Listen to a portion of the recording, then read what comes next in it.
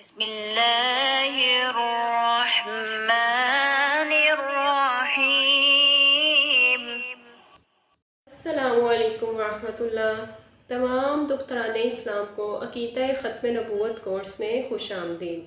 الحمدللہ آج کورس کا تیسرا لیکچر ہے جس کا موضوع امام مہدی کا تعارف اور مرزا غلام احمد قادیانی کا تقابلی جائزہ ہے۔ تو چلتے ہیں سوال نمبر 1 کی طرف۔ مسلمانوں کے نزدیک امام مہدی کون ہوں گے؟ جواب ہے، مسلمانوں کا عقیدہ ہے کہ مہدی نبی کریم صلی اللہ علیہ وسلم کے متبع ہوں گے اور خلفائے راشدین میں سے ایک خلیفہ راشد ہوں گے جن کا ظہور قرب قیامت ہوگا۔ آپ نہ نبوت کا دعویٰ کریں گے اور نہ ہی انبیاء کی طرح معصوم ہوں گے۔ انہیں امام مہدی صرف اس وجہ سے کہا جاتا ہے کہ وہ اپنے وقت کے مسلمانوں کے امام، بامعنی پیشوا، امیر اور حاکم ہوں گے۔ سوال نمبر 2 ہے، ظہور امام مہدی کا حدیث مبارکہ سے کیا ثبوت ملتا ہے؟ جواب، ظہور امام مہدی کے سلسلے میں احادیث اور روایات اس درجہ کثرت سے آئی ہیں کہ درجہ تواتر کو پہنچی ہیں اور اس درجہ صراحت اور وضاحت کے ساتھ آئی ہیں کہ ان میں ذرہ برابر اشتباہ کی گنجائش نہیں۔ مثلاً امام مہدی کا نام کیا ہوگا، ان کا حلیہ کیا ہوگا، ان کی جائے ولادت کہاں ہوگی، جائے ہجرت اور جائے وفات کہاں ہوگی، اپنی زندگی میں کیا کیا کریں گے، اول بیعت ان کے ہاتھ پر کہاں ہوگی اور کتنی مدت تک ان کی سلطنت اور فرمانروائی رہے گی، وغیرہ وغیرہ۔ تقریباً حدیث کی ہر کتاب میں امام مہدی کے بارے میں جو روایتیں آئی ہیں وہ ایک مستقل باب میں درج ہیں۔ شیخ جلال الدین امام سیوطی نے امام مہدی کے بارے میں ایک مستقل رسالہ لکھا ہے جس میں ان تمام احادیث کو جمع کیا ہے جو امام مہدی کے بارے میں آئی ہیں۔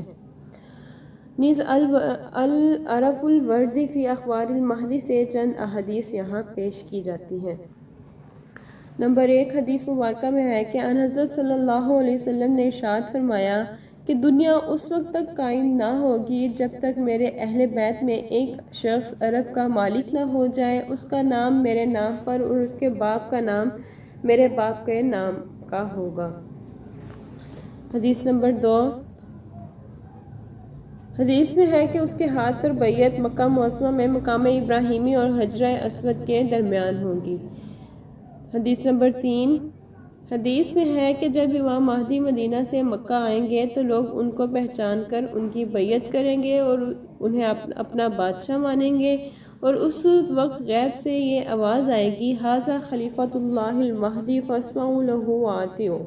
اس کے علاوہ روایت میں آتا ہے کہ ان ام سلمہ قالت سمعت رسول اللہ صلی اللہ علیہ وسلم بقول المہدی من اطرتی من ولد الفاطمہ۔ حضرت ام سلمہ سے روایت ہے کہ میں نے رسول اللہ صلی اللہ علیہ وسلم کو فرماتے ہوئے سنا، مہدی میری نسل سے فاطمہ کی اولاد میں سے ہوں گے۔ اسی طرح حضرت عبداللہ بن مسعود رضی اللہ عنہ سے روایت ہے کہ رسول اللہ صلی اللہ علیہ وسلم نے فرمایا، دنیا اس وقت تک قائم نہیں ہوگی، دنیا اس وقت تک ختم نہیں ہوگی جب تک میرے گھرانے کا ایک آدمی جو میرا ہم نام ہوگا عرب کا بادشاہ نہ بن جائے۔ اس کے علاوہ حضرت علی رضی اللہ تعالیٰ عنہ سے روایت ہے کہ رسول اللہ صلی اللہ علیہ وسلم نے فرمایا، اگر زمانہ سے ایک دن باقی رہ جائے تو بھی اللہ تعالیٰ میرے اہل بیت میں سے ایک شخص کو بھیجے گا، وہ زمین کو عدل و انصاف سے اس طرح بھر دے گا جیسے وہ ظلم و جور سے بھر دی گئی تھی۔ جبکہ حضرت ابو سعید خدری رضی اللہ تعالیٰ عنہ سے روایت ہے کہ رسول اللہ صلی اللہ علیہ وسلم نے فرمایا، مہدی میری اولاد میں سے کشادہ پیشانی، اونچی ناک والے ہوں گے اور روئے زمین کو عدل و انصاف سے بھر دیں گے جیسے کہ وہ ظلم و جور سے بھر دی گئی تھی۔ ان کی حکومت 7 سال تک رہے گی۔ اسی طرح حضرت ابو سعید خدری رضی اللہ تعالیٰ عنہ سے روایت ہے کہ رسول اللہ صلی اللہ علیہ وسلم نے فرمایا، میری امت کے آخر میں مہدی نکلے گا، اللہ اس کے لیے بارش برسائیں گے اور زمین اپنی نباتات نکالے گی، وہ مال صحیح لوگوں کو دے گا جو پاؤں کی کثرت ہوگی اور امت بہت زیادہ ہوگی، وہ 7 یا 8 سال تک رہے گا۔ حضرت ابو سعید خدری رضی اللہ تعالیٰ عنہ سے روایت ہے کہ رسول اللہ صلی اللہ علیہ وسلم نے فرمایا، تمہارے خلفاء میں سے ایک خلیفہ مہدی ہوگا جو لپیں بھر بھر کر مال دے گا اور اس کو شمار بھی نہیں کرے گا۔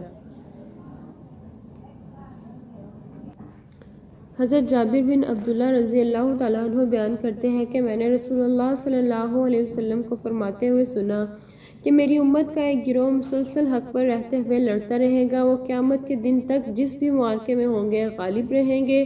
کہا پھر عیسیٰ بن مریم اتریں گے اور تو اس طائفہ کا امیر کہے گا آئیں ہمیں نماز پڑھائیں۔ اس پر عیسیٰ جواب دیں گے نہیں، اللہ کی طرف سے اس امت کو جو عزت و شرف بخشا گیا ہے اس بنا پر تم ایک دوسرے پر امیر ہو۔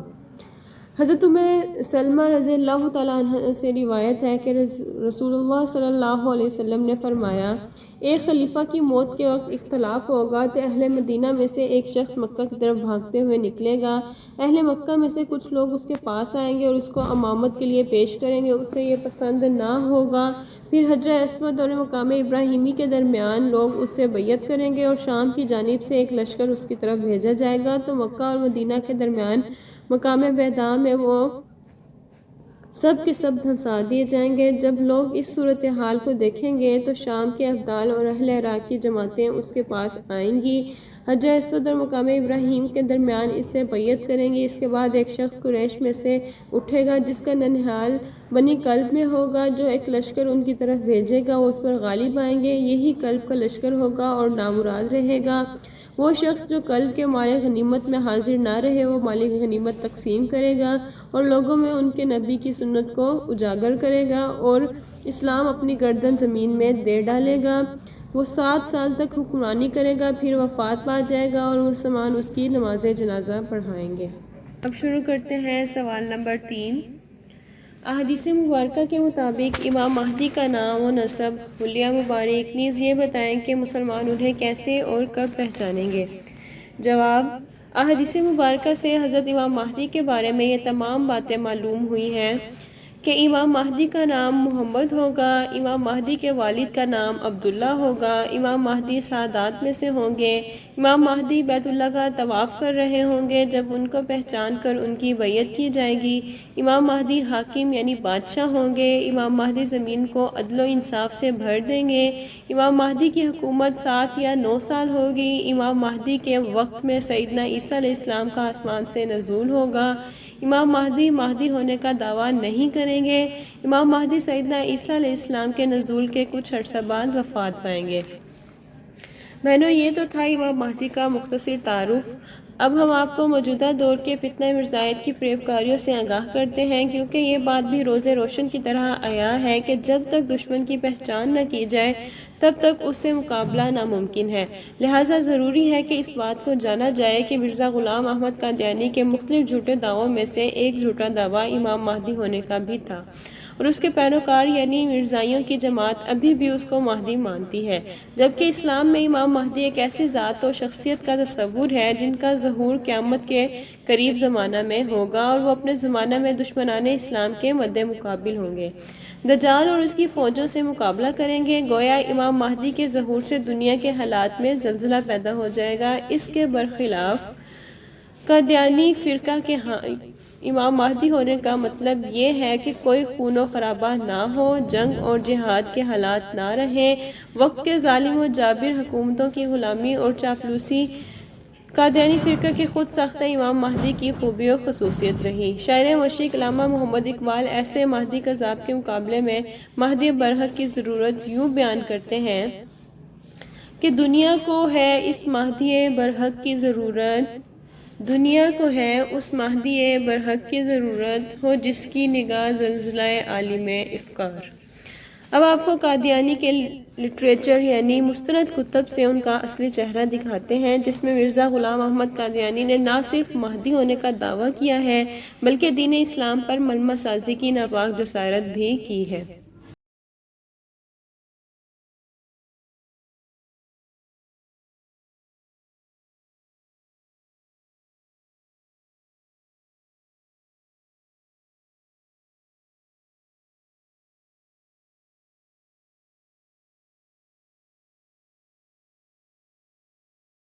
سوال نمبر 4 ہے مرزا غلام احمد قادیانی اور امام مہدی کا تقابلی جائزہ۔ امام مہدی کا نام حدیث مبارکہ کے مطابق محمد ہوگا، جبکہ مرزا قادیانی کا نام غلام احمد تھا۔ امام مہدی کے والد کا نام عبداللہ ہوگا جبکہ مرزا کے والد کا نام غلام مرتضیٰ تھا۔ امام مہدی سادات میں سے ہوں گے جبکہ مرزا قادیانی کا خاندان مغل تھا۔ امام مہدی بیت اللہ کا طواف کر رہے ہوں گے جب ان کو پہچان کر ان کی بیعت کی جائے گی، جبکہ مرزا قادیانی ساری زندگی مکہ مکرمہ جا ہی نہیں سکا۔ امام مہدی حاکم یعنی بادشاہ ہوں گے جبکہ مرزا قادیانی غلام تھا۔ امام مہدی زمین کو عدل و انصاف سے بھر دیں گے جبکہ مرزا قادیانی کو تو حکومت ہی نصیب نہیں ہوئی۔ امام مہدی کی حکومت 7 یا 9 سال ہوگی جبکہ مرزا کو تو حکومت ہی نصیب نہیں ہوئی۔ امام مہدی کے وقت سیدنا عیسیٰ علیہ السلام کا آسمان سے نزول ہوگا جبکہ مرزا کے دور میں عیسیٰ علیہ السلام سے آسمان سے نازل ہی نہیں ہوئے۔ سوال نمبر 5 ہے، ظہور امام مہدی کے انکار پر مرزا قادیانی کی کوئی ایک عبارت بتائیں۔ جواب، مرزا قادیانی کی کچھ تحریرات کے مطابق امام مہدی کے بارے میں جتنی بھی احادیث ہیں وہ سب جھوٹی اور ضعیف ہیں۔ چند حوالہ جات بتائے جاتے ہیں یہاں پر۔ حوالہ نمبر 1 ہے، مرزا قادیانی نے لکھا ہے، میں بھی کہتا ہوں کہ مہدی کے بارے میں جس قدر حدیثیں ہیں تمام مجروح و مخدوش ہیں اور ایک بھی ان میں سے صحیح نہیں، اور جس قدر افطراء ان حدیثوں میں ہوا ہے کسی اور حدیث میں ایسا افطراء نہیں ہوا۔